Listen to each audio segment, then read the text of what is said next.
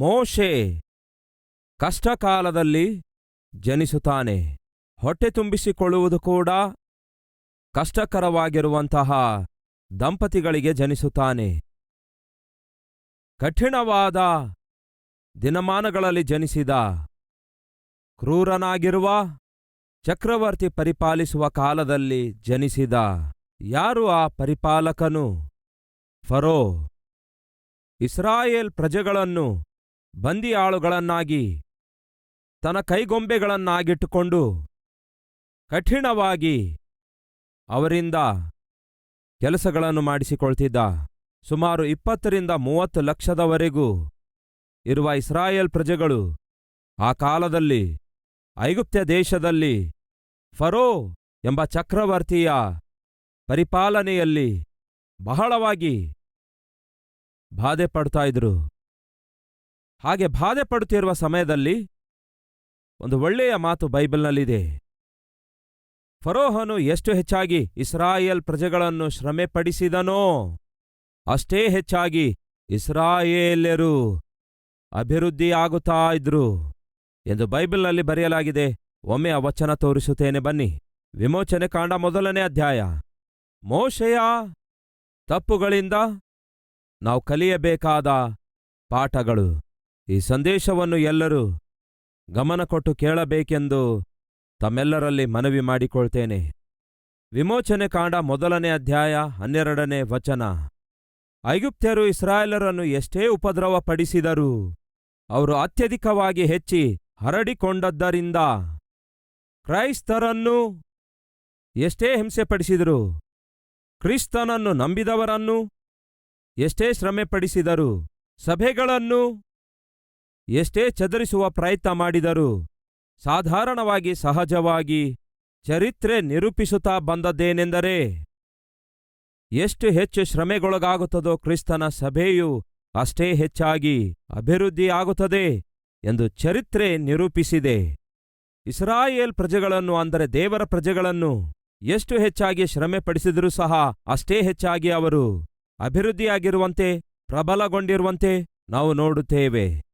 ಎರಡನೇದು, ಇಸ್ರಾಯೇಲ್ಯರು ಅಭಿವೃದ್ಧಿಯಾಗದಂತೆ, ಪ್ರಬಲಗೊಳ್ಳದಂತೆ, ವಿಸ್ತರಿಸಲಾರದಂತೆ ತಡೆಹಿಡಿಯಬೇಕು ಎಂಬ ಉದ್ದೇಶದಿಂದ ಫರೋ ಕುಯುಕ್ತಿಯಿಂದ ಕೂಡಿದ ಆಲೋಚನೆಯುಳ್ಳವನಾಗಿ ಅವರಿಗೇನಾದ್ರೂ ಗಂಡು ಮಗು ಹುಟ್ಟಿದ್ರೆ ಸಾಕು, ಅವರನ್ನು ಸಾಯಿಸ್ರಿ ಎನ್ನುವಂತಹ ಪಾಪಿಷ್ಟ ಶಾಸನವನ್ನು ಹೊರಡಿಸಿದ.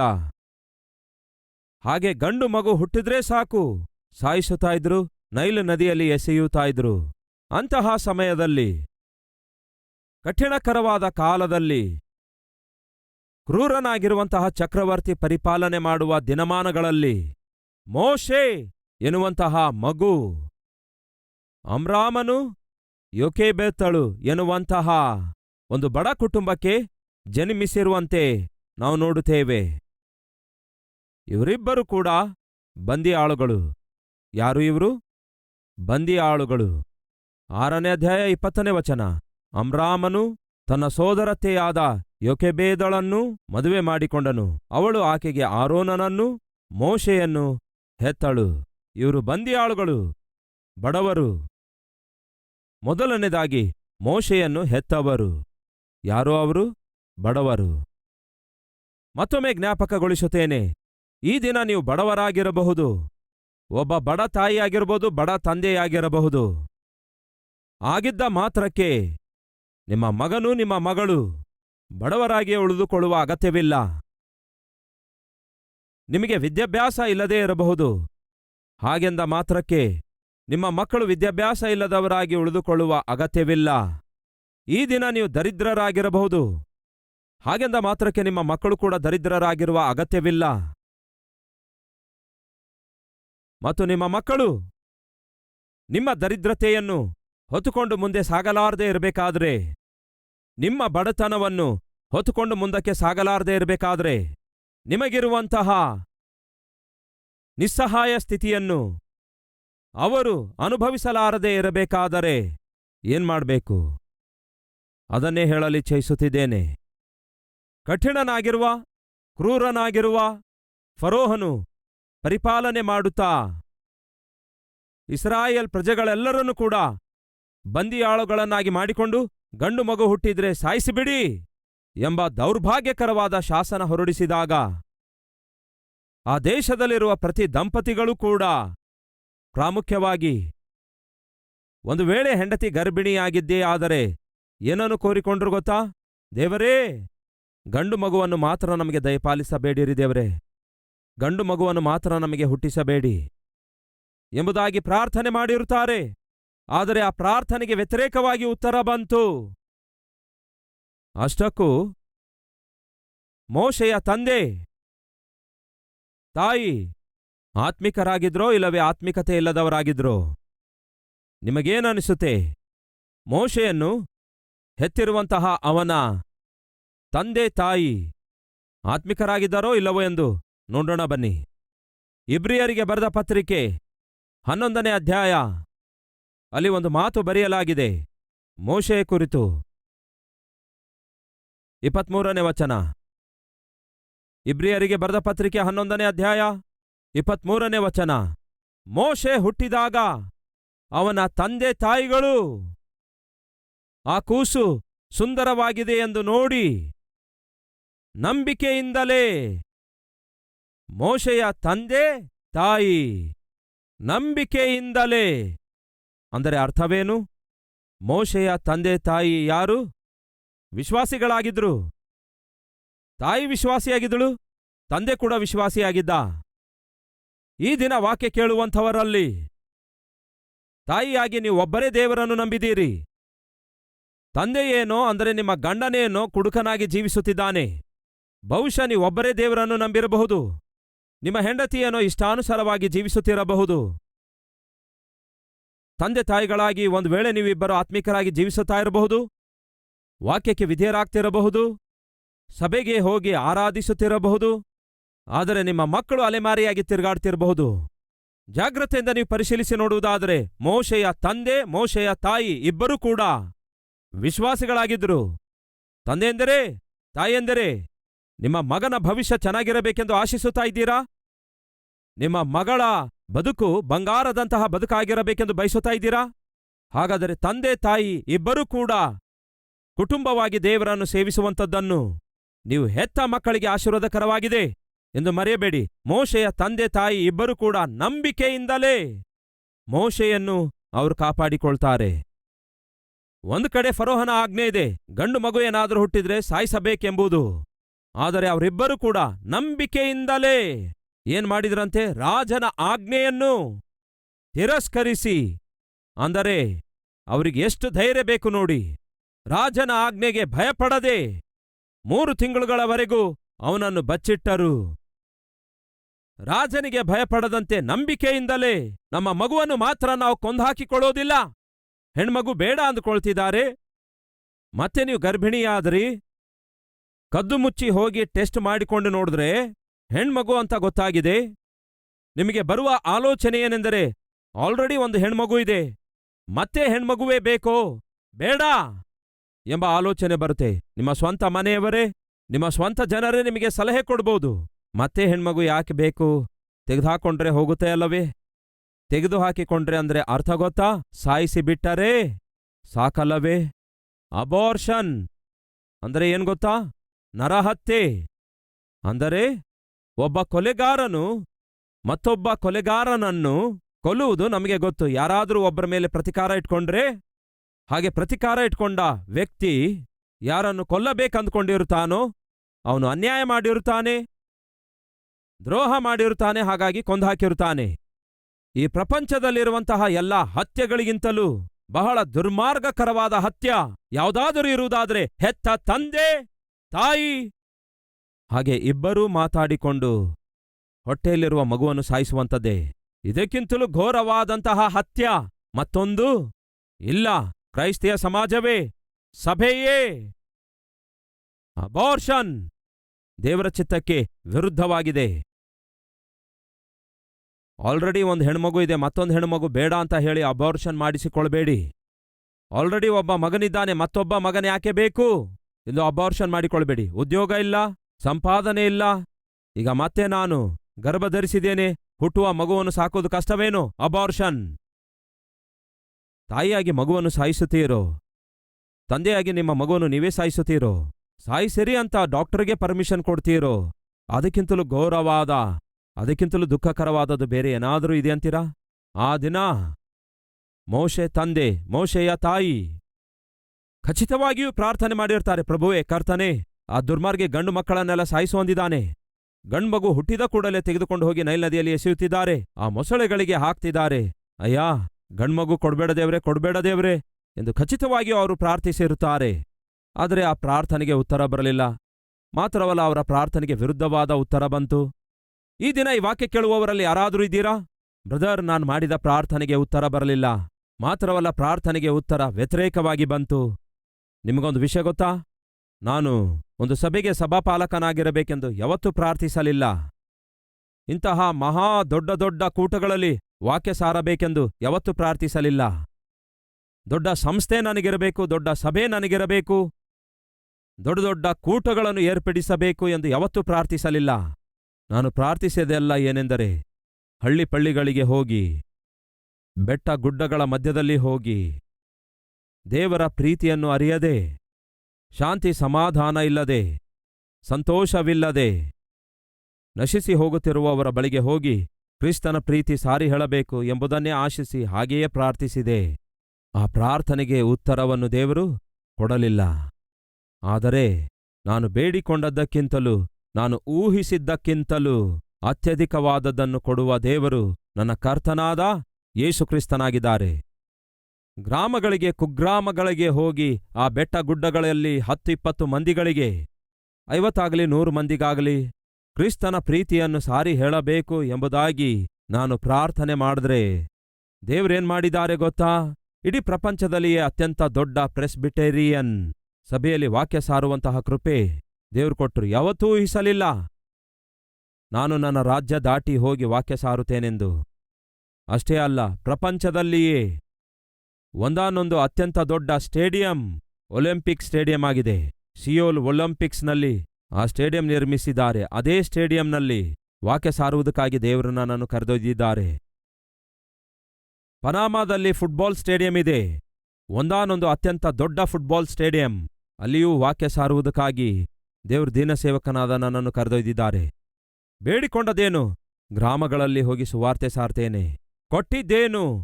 ಪ್ರಪಂಚದಲ್ಲಿಯೇ ಅತ್ಯಂತ ದೊಡ್ಡ ದೊಡ್ಡ ಸ್ಟೇಡಿಯಂಸ್ನಲ್ಲಿ, ಅತ್ಯಂತ ದೊಡ್ಡ ದೊಡ್ಡ ಸಭೆಗಳಲ್ಲಿ ದೇವರ ವಾಕ್ಯವನ್ನು ನೀನು ಸಾರಬೇಕು. ಅಷ್ಟೇ ಅಲ್ಲ, ಪ್ರಪಂಚದಲ್ಲಿಯೇ ಅತ್ಯಂತ ದೊಡ್ಡ ಸಭೆಗೆ ನೀನು ಸಭಾಪಾಲಕನಾಗಿ ಇರಬೇಕು ಎಂಬುದಾಗಿ ದೇವರು ನಿರ್ಣಯಿಸಿದ್ರು. ಈ ದಿನ ಯಾರಾದರೂ ಇದ್ದೀರಾ? ಅಯ್ಯ, ನಾನು ಮಾಡಿದ ಪ್ರಾರ್ಥನೆ ಒಂದಾಗಿದೆ, ಆದರೆ ದೇವರು ಕೊಟ್ಟ ಉತ್ತರ ಇನ್ನೊಂದಾಗಿದೆ. ಒಂದು ವೇಳೆ ನೀವು ಮಾಡಿದ ಪ್ರಾರ್ಥನೆಗೆ ದೇವರು ಉತ್ತರ ಕೊಟ್ಟಿಲ್ಲ ಎನ್ನುವುದಾದರೆ, ಅದಕ್ಕಿಂತಲೂ ಶ್ರೇಷ್ಠವಾದ ಉತ್ತರವನ್ನು ದೇವರು ನಿಮಗೆ ಕೊಡ್ಲಿಕ್ಕಿದ್ದಾರೆ ಎಂಬುದು ಆತನ ಉದ್ದೇಶ ಆಗಿದೆ. ಹಾಗಾಗಿ ಸಹೋದರ, ಸಹೋದರಿಯರೇ, ನಿರುತ್ಸಾಹ ಪಡಬೇಡಿ. ಇಂತಹ ಉದ್ಯೋಗ ಬರಬೇಕೆಂದು ಪ್ರಾರ್ಥಿಸಿದ್ರಿ, ಉದ್ಯೋಗ ಬರಲಿಲ್ಲ, ನಿರುತ್ಸಾಹ ಪಡಬೇಡಿ. ಅದಕ್ಕಿಂತಲೂ ಒಳ್ಳೆಯ ಉದ್ಯೋಗವನ್ನು ದೇವರು ನಿಮಗೋಸ್ಕರ ಕೂಡಿಟ್ಟಿರುವುದರಿಂದಲೇ ಆ ಉದ್ಯೋಗ ದೇವರು ನಿಮಗೆ ಕೊಡಲಿಲ್ಲ. ಒಂದು ಸಂಬಂಧ ಬಂದಿತ್ತು, ಆ ಸಂಬಂಧ ಸೆಟ್ ಆದ್ರೆ ಚೆನ್ನಾಗಿತ್ತು ಅಂದ್ಕೊಂಡಿದ್ದೀರಿ. ಆ ಸಂಬಂಧ ಸೆಟ್ ಮಾಡಿಸಿರಿ ದೇವ್ರೆ, ಅವರು ಒಳ್ಳೆಯವರಂತೆ, ದಯವಿಟ್ಟು ಆ ಸಂಬಂಧ ನಮ್ಮ ಮಗಳಿಗೆ ಸೆಟ್ ಮಾಡಿಸಿರಿ ದೇವ್ರೆ ಎಂದು ನೀವು ಪ್ರಾರ್ಥಿಸಿದ್ರಿ. ಸೆಟ್ ಆದಂತೆ ಸೆಟ್ ಆಯಿತು, ಕೊನೆಗೆ ಅವರು ಬೇಡ ಅಂತ ಹೇಳ್ಬಿಟ್ರು. ಎಷ್ಟೋ ನಿರಾಶೆ, ನಿರುತ್ಸಾಹ ಆವರಿಸಿತು. ದಯವಿಟ್ಟು ಕೇಳ್ರಿ, ನೀವು ಅಂದುಕೊಂಡಂತೆ ಆ ಸಂಬಂಧ ಸೆಟ್ ಆಗದಿದ್ದರೆ, ಅದಕ್ಕಿಂತಲೂ ಶ್ರೇಷ್ಠವಾದ ಸಂಬಂಧವನ್ನು ನನ್ನ ದೇವರು ನಿಮ್ಮ ಮಗಳಿಗೆ ಸಿದ್ಧ ಮಾಡಿಟ್ಟಿರುವುದರಿಂದಲೇ ಆ ಸಂಬಂಧ ಸೆಟ್ ಆಗ್ಲಿಲ್ಲ. ನಿಮ್ಮ ಜೀವಿತದಲ್ಲಿ ನೀವು ಮಾಡಿದ ಪ್ರಾರ್ಥನೆಗೆ ದೇವರು ಒಂದು ವೇಳೆ ಉತ್ತರ ಕೊಡದೇ ಇದ್ದರೆ, ಅದಕ್ಕೆ ಒಂದಾನೊಂದು ಪ್ರಧಾನವಾದ ಕಾರಣ ಯಾವುದು ಗೊತ್ತಾ? ಅದಕ್ಕಿಂತಲೂ ಶ್ರೇಷ್ಠವಾದ ಉತ್ತರ ದೇವರು ನಿಮಗೆ ಕೊಡಬೇಕು ಎಂದು ಆಶಿಸುತ್ತಿದ್ದಾರೆ ಎಂಬ ವಾಸ್ತವವನ್ನು ಮರೆಯಬಾರದು. ಮೋಶೆ ಜನಿಸಿದ ಕಾಲದಲ್ಲಿ ಗಂಡ್ಮಗು ಹುಟ್ಟುವಾಗ ಸಾಯಿಸುವಂತಹ ಫರೋಹನ ಪಾಪಿಷ್ಟ ಶಾಸನವು ಜಾರಿಯಲ್ಲಿರುವಾಗ ಮೋಶೆ ತಂದೆ ತಾಯಿ ಖಚಿತವಾಗಿ ಪ್ರಾರ್ಥನೆ ಮಾಡಿರ್ತಾರೆ, ಗಂಡ್ಮಗು ಬೇಡ ದೇವ್ರೆ ಎಂದು ಖಚಿತವಾಗಿ ಪ್ರಾರ್ಥಿಸಿರ್ತಾರೆ. ಗಂಡ್ಮಗು ಬೇಡ ಅಂತ ಪ್ರಾರ್ಥಿಸಿದ್ರೆ ಆ ಪ್ರಾರ್ಥನೆಗೆ ಉತ್ತರ ಬರಲಿಲ್ಲ. ಆದರೆ ಅವರಿಗೆ ಯಾರು ಹುಟ್ಟಿದ್ರು? ಗಂಡ್ಮಗುವೇ ಹುಟ್ಟಿದ. ಈ ದಿನ ಯಾರಾದರೂ ಇದ್ದೀರಾ ನಮ್ಮ ಮಧ್ಯದಲ್ಲಿ? ಅಯ್ಯ, ಹೆಣ್ಮಗು ಬೇಡ ಅಂದ್ಕೊಂಡೆವು, ಆದರೆ ಹೆಣ್ಮಗುವೇ ಹುಟ್ಟಿದೆ. ಆ ಹೆಣ್ಮಗುವಿನ ಹಿಂದೆ ದೇವರಿಗೆ ಉನ್ನತವಾದ ಉದ್ದೇಶಗಳಿವೆ. ಅದಕ್ಕಾಗಿಯೇ ಹೆಣ್ಮಗುವನ್ನು ಕೊಟ್ಟಿದ್ದಾರೆ. ಆಲ್ರೆಡಿ 2 ಗಂಡ್ಮಕ್ಕಳಿದ್ದಾರೆ, ಮತ್ತೊಂದು ಗಂಡ್ಮಗು ಬೇಡ ಅಂದುಕೊಂಡಿದ್ದೆವು, ಆದರೆ ದೇವರು ಮತ್ತೊಂದು ಗಂಡ್ಮಗುವನ್ನೇ ಕೊಟ್ರು. ಮತ್ತೆ ಗಂಡ್ಮಗುವನ್ನು ದೇವರು ಕೊಟ್ಟಿರುವುದಾದರೆ ಆ ಗಂಡ್ಮಗುವಿನ ವಿಷಯದಲ್ಲಿ ದೇವರಿಗೆ ಶ್ರೇಷ್ಠವಾದ ಉದ್ದೇಶಗಳಿವೆ ಎಂದು ಮರೆಯಬೇಡಿ ಪ್ರಿಯರೇ. ದೇವರ ಪ್ರಣಾಳಿಕೆಯನ್ನು, ದೇವರ ಉತ್ತರಗಳನ್ನು ಅಪಾರ್ಥ ಮಾಡಿಕೊಳ್ಳಬೇಡಿ. ಅದ್ಭುತನಾದ ಮಗನನ್ನೇ ಆ ದಂಪತಿಗಳಿಗೆ ದೇವರು ಕೊಟ್ಟರು. ಆ ಮಗನ ಹೆಸರು ಮೋಶೆ. ಮೋಶೆಯನ್ನು ಹೆತ್ತವರು ಆತ್ಮಿಕರು. ತಂದೆಯೆಂದರೆ, ತಾಯಿಯೆಂದರೆ, ಈ ದಿನ ನಿಮ್ಮ ಆತ್ಮಿಕ ಜೀವಿತವನ್ನು ತಿದ್ದುಕೊಳ್ಳಿರಿ. ಯಾಕೆಂದರೆ ದೇವರು ನಿಮ್ಮ ಮಕ್ಕಳನ್ನು ಬಹಳವಾಗಿ ಆಶೀರ್ವದಿಸಬೇಕೆಂದು ನಿರ್ಣಯಿಸಿದ್ದಾರೆ. ನಿಮ್ಮ ಮಕ್ಕಳನ್ನು ಪ್ರಯೋಜಕರನ್ನಾಗಿ ಮಾಡಬೇಕೆಂದು ಆಶಿಸುತ್ತಿದ್ದಾರೆ. ನಿಮ್ಮ ಮಕ್ಕಳನ್ನು ಪರಿಶುದ್ಧಗೊಳಿಸಿ ಅನೇಕರಿಗೆ ಆಶೀರ್ವಾದಕರವಾಗಿ, ಆದರ್ಶಕರವಾಗಿ ಮಾರ್ಪಡಿಸಬೇಕೆಂದು ದೇವರು ಆಶಿಸುತ್ತಿದ್ದಾರೆ. ಅದಕ್ಕಾಗಿ ತಂದೆಯಾಗಿ ತಾಯಿಯಾಗಿ ನಿಮ್ಮ ಆತ್ಮಿಕತೆ ಅವಶ್ಯಕವಾಗಿದೆ. ತಂದೆಯಾಗಿ ತಾಯಿಯಾಗಿ ನಿಮ್ಮ ಪ್ರಾರ್ಥನೆ ಅವಶ್ಯಕವಾಗಿದೆ. ಅದಕ್ಕಾಗಿಯೇ ಹೇಳ್ತಿದ್ದೇನೆ, ಇದುವರೆಗೂ ತಂದೆಯಾಗಿ ತಾಯಿಯಾಗಿ ನಿಮ್ಮ ಇಷ್ಟಾನುಸಾರವಾಗಿ ಜೀವಿಸಿದ್ದೀರಿ, ಬೇಜವಾಬ್ದಾರರಾಗಿ ಜೀವಿಸಿದ್ದೀರಿ, ಆತ್ಮಿಕತೆ ಇಲ್ಲದಂತೆ ಜೀವಿಸಿದ್ದೀರಿ, ಸಭೆಗೆ ಹೋಗಲಾರದಂತೆ ಜೀವಿಸಿದ್ದೀರಿ, ಪ್ರಾರ್ಥಿಸಲು ಮೊಳಕಾಲೂರದಂತೆ ಜೀವಿಸಿದ್ದೀರಿ, ಇಷ್ಟ ಬಂದಂತೆ ಜೀವಿಸಿದ್ದೀರಿ, ಇಷ್ಟ ಬಂದಂತೆ ತಿರುಗಾಡಿದ್ದೀರಿ, ಕಂಡದ್ದನ್ನೆಲ್ಲ ಕುಡ್ದಿದ್ದೀರಿ. ಈಗ ಸಾಕು. ನಿಮ್ಮ ಮಕ್ಕಳ ವಿಷಯದಲ್ಲಿ ದೇವರು ಶ್ರೇಷ್ಠವಾದ ಆಲೋಚನೆ ಹಾಕಿಕೊಂಡಿದ್ದಾರೆ. ಮಕ್ಕಳನ್ನು ಹೆತ್ತಿದ್ದೀರಿ, ಆದರೆ ಅವರನ್ನು ಪೋಷಿಸಿ ಬೆಳೆಸಲಿಕ್ಕಾಗ್ತಾ ಇಲ್ಲ. ಆದರೆ ಆ ಮಕ್ಕಳ ವಿಷಯದಲ್ಲಿ ದೇವರು ಉನ್ನತವಾದ ಆಲೋಚನೆ, ಉದ್ದೇಶ ಹಾಕಿಕೊಂಡಿರುವುದರಿಂದ ಕನಿಷ್ಠ ಅವರಿಗೋಸ್ಕರವಾದರೂ ನಿಮ್ಮ ಹಳೆಯ ಹೊಲಸಾದ ಜೀವಿತವನ್ನು ಬಿಟ್ಟು ಪರಿಶುದ್ಧರಾಗಿ ಜೀವಿಸಿರಿ ಎಂದು ಕರ್ತನ ಹಸ್ತಕ್ಕೆ ನಿಮ್ಮ ಮಕ್ಕಳನ್ನು ಅರ್ಪಿಸಿಕೊಡಬೇಕೆಂದು ಬೇಡಿಕೊಳ್ತೇನೆ. ಮೋಶೆ ತಂದೆ ತಾಯಿಗಳು ಏನ್ ಮಾಡಿದ್ರು ಗೊತ್ತಾ? ಮೋಶೆಯನ್ನು ಇನ್ನು ಮುಚ್ಚಿಡೋದು ಸಾಧ್ಯವಾಗಲಿಲ್ಲ. ಯಾವುದೇ ಕ್ಷಣದಲ್ಲಾಗ್ಲಿ ಮೋಶೆ ಕುರಿತು ಹೊರಗೆ ಗೊತ್ತಾಗ್ತದೆ. ಮುಚ್ಚಿಡೋದು ಇನ್ನು ಸಾಧ್ಯವಾಗಲಿಲ್ಲ. ನಂಬಿಕೆಯಿಂದಲೇ ಅವನ ತಾಯಿ ಏನ್ ಮಾಡಿದಳು ಗೊತ್ತಾ? ಒಂದು ಜಂಬು ಪೆಟ್ಟಿಗೆಯನ್ನು ತಯಾರು ಮಾಡಿದಳು. ಹಾಗೆ ಜಂಬು ಪೆಟ್ಟಿಗೆಯನ್ನು ತಯಾರು ಮಾಡಿ 3 ತಿಂಗಳ ಮಗುವನ್ನು ಆ ಜಂಬು ಪೆಟ್ಟಿಗೆಯಲ್ಲಿಟ್ಟು ತಕ್ಕ ಜಾಗ್ರತೆಯನ್ನು ತೆಗೆದುಕೊಂಡು ರಾಳವನ್ನು ಹಚ್ಚಿ ಫರೋ ಏನನ್ನು ಶಾಸಿಸಿದ? ನೈಲ್ ನದಿಯಲ್ಲಿ ಎಸೆಯಲೇಬೇಕು ಗಂಡು ಮಗು ಹುಟ್ಟುವುದಾದರೆ. ಆದರೆ ಆ ತಾಯಿ ಏನ್ ಮಾಡಿದಳು ಗೊತ್ತಾ? ದೇವರೇ, ಫರೋ ಗಂಡ್ಮಗು ಹುಟ್ಟಿದ್ರೆ ನೈಲ್ ನದಿಯಲ್ಲಿ ಎಸೆಯಬೇಕೆಂದು ಹೇಳಿದಾನೆ. ಈ ಮಗುವನ್ನು ನಾವು ಮುಚ್ಚಿಡ್ಲಿಕ್ಕಾಗ್ತಿಲ್ಲ. ಏನ್ ಮಾಡ್ಬೇಕೆಂದು ಗೊತ್ತಾಗ್ತಿಲ್ಲ. ನಾನು ನೈಲ್ ನದಿಯೊಳಗೆ ನಿನ್ನ ಕೈಯಲ್ಲಿ ನನ್ನ ಮಗುವನ್ನು ಬಿಟ್ಟು ಬಿಡ್ತಿದ್ದೇನೆ ದೇವರೇ. ನನ್ನ ಮಗನಿಗೆ ನೀವು ಏನ್ ಮಾಡ್ತೀರೋ ಗೊತ್ತಿಲ್ಲ. ಮತ್ತೊಮ್ಮೆ ಹೇಳ್ತೇನೆ ಕೇಳಿ. ನಮ್ಮ ಮಕ್ಕಳಿಗೆ ವಿದ್ಯಾಭ್ಯಾಸ ಮಾಡುವ ವಯಸ್ಸು ಬಂದಾಗ, ಕಾಲೇಜ್ ವಿದ್ಯಾಭ್ಯಾಸಕ್ಕಾಗಿ ಹೊರಗೆ ಹೋಗಬೇಕಾದಾಗ, ನಮ್ಮ ಊರನ್ನು ಬಿಟ್ಟು ನಮ್ಮ ಮಕ್ಕಳು ಇತರ ಪಟ್ಟಣಕ್ಕೆ ಹೋಗಬೇಕಾಗುತ್ತೆ, ಇತರ ಪ್ರಾಂತ್ಯಗಳಿಗೆ ಹೋಗಬೇಕಾಗುತ್ತೆ, ಇತರ ದೇಶಗಳಿಗೆ ಹೋಗಬೇಕಾಗುತ್ತೆ. ಇದುವರೆಗೂ ಕಣ್ಗುಡ್ಡಿನಂತೆ ಕಾಪಾಡಿಕೊಂಡಿದ್ರಿ. ಮನೆಗೆ ಅರ್ಧ ಗಂಟೆ ತಡ ಮಾಡಿ ಬಂದ್ರೆ ಬಹಳ ಒದ್ದಾಡಿದ್ರಿ. ಅಂತಹ ನಿಮ್ಮ ಮಗನು, ಅಂತಹ ನಿಮ್ಮ ಮಗಳು ಈ ದಿನ ನಿಮ್ಮ ಮನೆ ಬಿಟ್ಟು, ನಿಮ್ಮ ಪ್ರಾಂತ್ಯವನ್ನು ಬಿಟ್ಟು, ನಿಮ್ಮ ಊರನ್ನು ಬಿಟ್ಟು ಬೇರೆ ಪಟ್ಟಣಕ್ಕಾಗಲಿ ಬೇರೆ ದೇಶಕ್ಕಾಗಲಿ ಹೋಗಬೇಕಾದ್ರೆ, ಅವರನ್ನು ನೀವು ಕಳಿಸಿಕೊಡಬೇಕಾದ್ರೆ ಅದು ಅಷ್ಟು ಸುಲಭವಲ್ಲ. ಆದರೆ ಕಳಿಸಿಕೊಡಲೇಬೇಕು. ಹಾಗೆ ಕಳುಹಿಸಿಕೊಡಬೇಕಾದಾಗ ನೀವು ಮಾಡಬೇಕಾದದ್ದೇನು ಗೊತ್ತಾ? ತನ್ನ ಮಗುವನ್ನು ನೈಲ್ ನದಿಯೊಳಗಡೆ ಬಿಡಬೇಕಾದಾಗ ಮೋಶೆಯ ತಾಯಿ ಮಾಡಿದ್ದೇನು ಗೊತ್ತಾ? ಆ ಮಗುವಿನ ಸುತ್ತಲೂ ಜಂಬು ಪೆಟ್ಟಿಗೆ ತಯಾರಿಸಿ ಆ ಜಂಬು ಪೆಟ್ಟಿಗೆ ರಾಳವನ್ನು ಹಚ್ಚುತ್ತಾಳೆ. ಅಂದರೆ ಅರ್ಥ ಗೊತ್ತಾ? ನೀರು ಆ ಮಗುವನ್ನು ಮುಳುಗಿಸಲಾರದಂತೆ ಒಂದು ಜಂಬು ಪೆಟ್ಟಿಗೆಯಲ್ಲಿ ಆ ಮಗುವನ್ನು ಇಡ್ತಾಳೆ. ನಮ್ಮ ಮಕ್ಕಳು ಲೋಕದಲ್ಲಿರಬೇಕು, ಆದರೆ ಲೋಕ ಮಾತ್ರ ನಮ್ಮ ಮಕ್ಕಳೊಳಗೆ ಬರಲಾರದೇ ಇರಬೇಕಾದ್ರೆ ಆ ಮಕ್ಕಳ ಸುತ್ತಲೂ ನಾವು ಒಂದು ಬೇಲಿ ಹಾಕಬೇಕು. ಯಾವುದು ಆ ಬೇಲಿ? ಪ್ರಾರ್ಥನೆ ಎಂಬ ಬೇಲಿ ಹಾಕಬೇಕು. ತಂದೆಯೆಂದರೆ, ತಾಯಿಯೆಂದರೆ ಸಮಯ ಹಾಳು ಮಾಡಿಕೊಂಡಿದ್ದು ಸಾಕು. ಸಿನಿಮಾಗಳನ್ನು, ಸೀರಿಯಲ್ಗಳನ್ನು ನೋಡಿದ್ದು ಸಾಕು. ಸುಮ್ಮನೆ ಹರಟೆ ಹೊಡೆಯುವುದಕ್ಕಾಗಿ ಸಮಯ ಹಾಳು ಮಾಡಿಕೊಂಡದ್ದು ಸಾಕು. ದಿನದಲ್ಲಿ ಸ್ವಲ್ಪ ಸಮಯವಾದರೂ ನಿಮ್ಮ ಮಕ್ಕಳಿಗೋಸ್ಕರ ಪ್ರಾರ್ಥನೆ ಮಾಡಿರಿ, ನಿಮ್ಮ ಕುಟುಂಬಕ್ಕೋಸ್ಕರ ಪ್ರಾರ್ಥನೆ ಮಾಡಿರಿ. ಇತರ ಪ್ರಾಂತ್ಯಗಳಲ್ಲಿ, ಇತರ ಪಟ್ಟಣಗಳಲ್ಲಿ, ಇತರ ಪ್ರದೇಶಗಳಲ್ಲಿ, ಇತರ ದೇಶಗಳಲ್ಲಿ ಇರುವ ನಿಮ್ಮ ಮಗನಿಗೋಸ್ಕರ, ನಿಮ್ಮ ಮಗಳಿಗೋಸ್ಕರ ಪ್ರತಿದಿನ ಮೊಳಕಾಲೂರಿದವರಾಗಿ ಪ್ರಾರ್ಥನೆ ಮಾಡಿರಿ.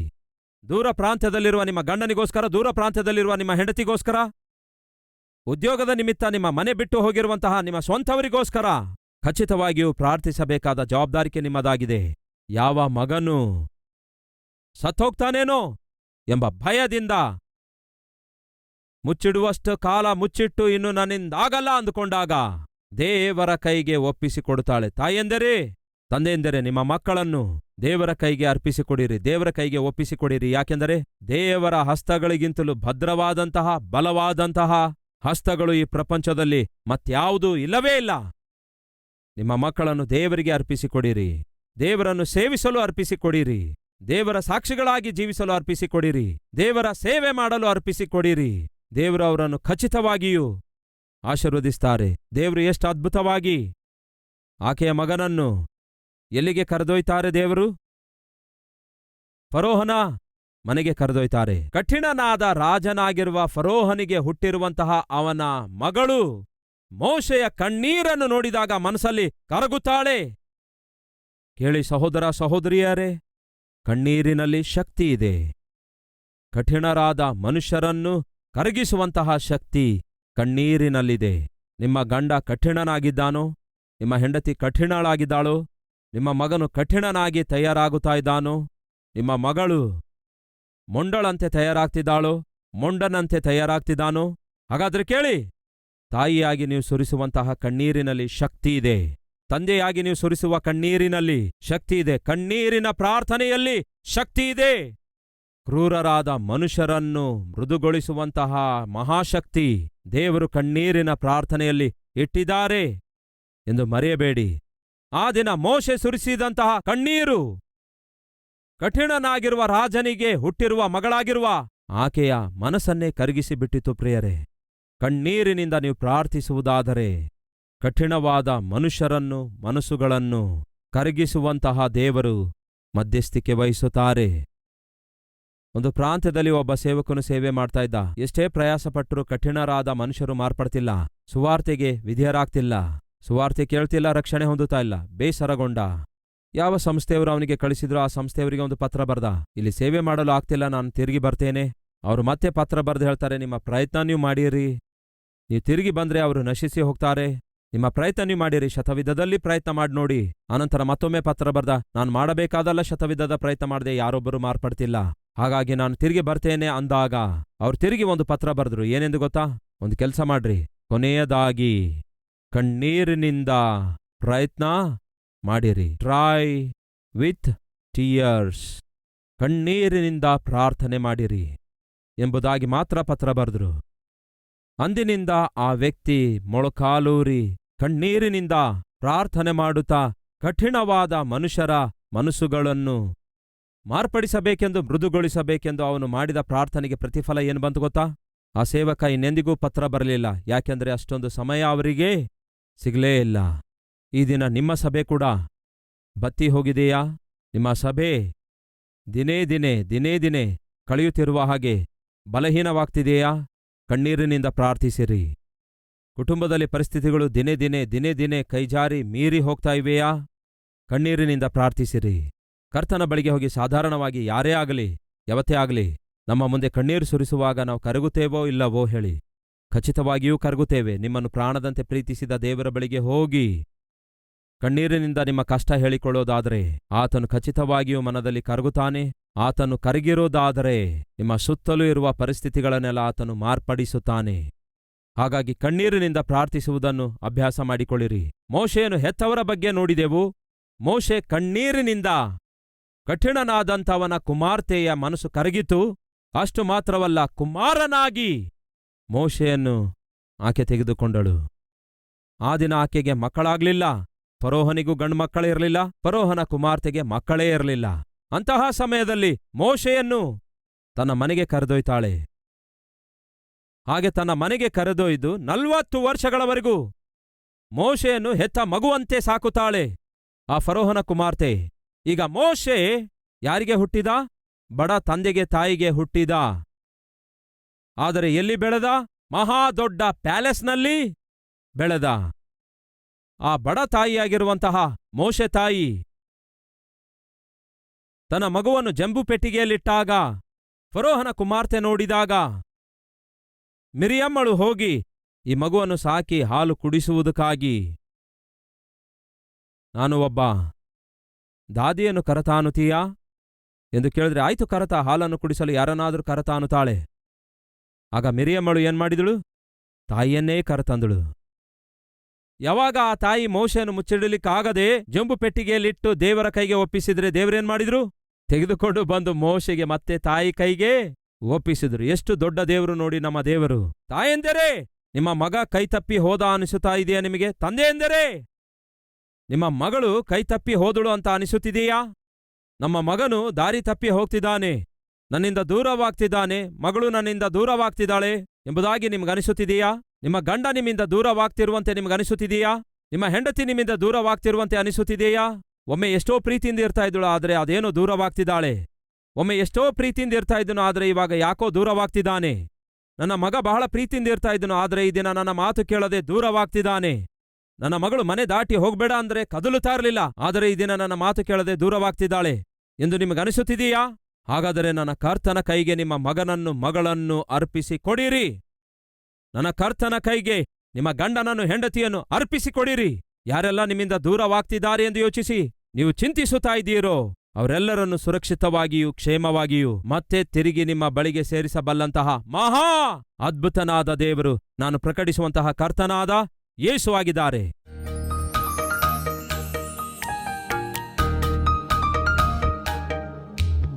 ಯೇಸಯ್ಯ, ಮೋಶೆಯನ್ನು ಆಶೀರ್ವದಿಸಿದಿರಲ್ಲವೇ, ಈ ದಿನ ನನ್ನನ್ನು ಕೂಡ ಆಶೀರ್ವದಿಸಿರಿ, ನನ್ನ ಕುಟುಂಬವನ್ನು ಆಶೀರ್ವದಿಸಿರಿ, ನಮ್ಮ ಮಕ್ಕಳನ್ನು ಆಶೀರ್ವದಿಸಿರಿ ದೇವರೇ.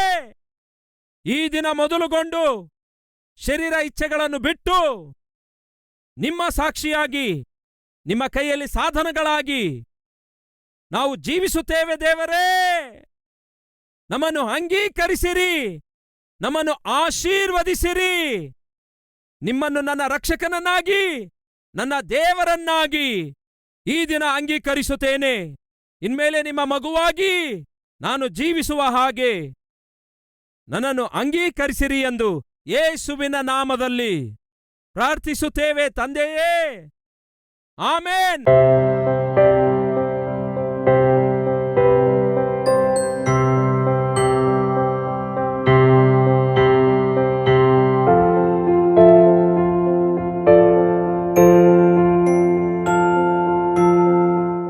Address Calvary, Post Box number 30, Kokatpalli, Hyderabad 72.